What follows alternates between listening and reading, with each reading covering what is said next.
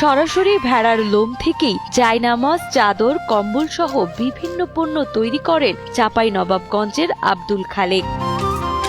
ভেড়া থেকে লোম সংগ্রহের পর বিভিন্ন প্রক্রিয়ার পর ধীরে ধীরে তৈরি হয় প্রতিটি জায়নামাজ, চাদর বা কম্বল।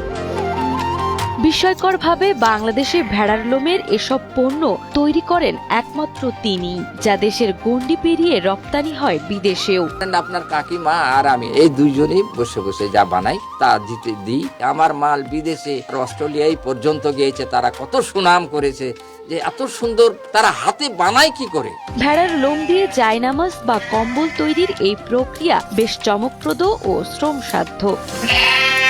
প্রথমে বিশেষ কাঁচির সাহায্যে সুনিপুণভাবে ভেড়ার শরীর থেকে আলাদা করা হয় লোম। এরপর তা ভালোভাবে ধুয়ে আরেকটি বিশেষ যন্ত্রের সাহায্যে ছাড়িয়ে তুলার মতো করা হয়। জমাট বাঁধা লোম ছাড়ানো শেষে তা চরকার মাধ্যমে সুতাতে পরিণত করা হয়, আর সেই সুতা তাঁতের মতো বিশেষ ছাঁচে ফেলে তৈরি হয় ভেড়ার লোমের চাদর, জায়নামাজ, মাফলার সহ নানা পণ্য। পশমগুলো কেটে দিয়ে একটা ভেড়ার গায়ে 6 থেকে 7 রকমের রং পাই। এই রংটা আমি বাছাই করতে হয়, বাছাই করে তারপর ওয়াশ করতে হয়, পবিত্র করতে হয়, শুকাইয়া তারপর তার মেশিন আছে ধুনাই করে এটা সম্পূর্ণ চরখার সাহায্যে আমি সুতা বানাই।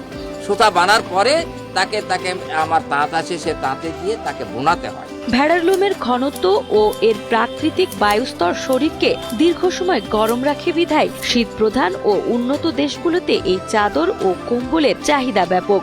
বাংলার হারিয়ে যেতে বসা এই ঐতিহ্য এখনো ধরে রেখেছেন চাঁপাইনবাবগঞ্জের নয়াগোলা এলাকার বাসিন্দা 70 বছর বয়সী আব্দুল খালেক। বহু প্রজন্ম ধরে তাদের পরিবার এই শিল্পের সঙ্গে জড়িত থাকলেও আজ তিনি দেশ জুড়ে একমাত্র কারিগর। আমি এই ভেড়ার কম্বল আমার বাবা করে গেছে, তার বাবা করে গেছে। এই কাজ নিয়ে আমি আমার জীবনটা প্রায় 70 বছর এখন পার হয়ে যাচ্ছে।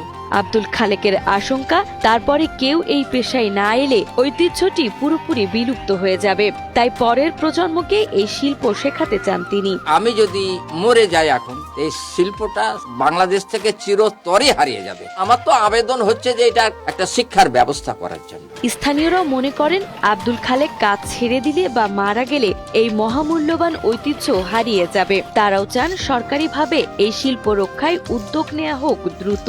তিনি যদি মারা যান তবে এই কম্বলটি যে বিকল্প পদ্ধতিতে কিভাবে তৈরি হয় এটা কিন্তু অসম্ভব হয়ে পড়বে। আমরা মূলত চাচ্ছি আমাদের এই ঐতিহ্যবাহী ভেড়ার লোমের কম্বল আগামী দিনে টিকে থাকে। এর জন্য সরকারের কাছে আকুল আবেদন শিল্পটিকে টিকিয়ে রাখতে প্রয়োজনীয় উদ্যোগ নেওয়া। স্থানীয় গবেষকরা জানান এই বিলুপ্তপ্রায় শিল্পটিকে টিকিয়ে রাখতে সরকারি পৃষ্ঠপোষকতা অত্যন্ত জরুরি। এদিকে ঐতিহ্য রক্ষায় আব্দুল খালেককে সব ধরনের সহযোগিতার আশ্বাস দেন চাঁপাইনবাবগঞ্জ চেম্বার অব কমার্সের সভাপতি আব্দুল ওয়াহেদ। তিনি বার্ধক্যের দিকে আসায় আমরা চিন্তিত হয়ে পড়ি যে শিল্পটি হয়তো তার হাত থেকে আর আগামীতে এগিয়ে যাবে কিনা। আমি সদাশয় সরকারের দিকে একটু অনুরোধ জানাবো যে এই বিলুপ্ত প্রায় ঐতিহ্যবাহী শিল্পটিকে বাঁচিয়ে রাখার জন্য তাকে আর্থিকভাবে ব্যাংক থেকে স্বল্প সুদে লোন দিয়ে সহায়তা করতে পারলেই আমরা মনে করি এই ভেড়ার লোমের কম্বলটি ঐতিহ্য ধরে রাখতে পারবে। Chapainawabganj chamber of commerce and ইন্ডাস্ট্রির পক্ষ থেকে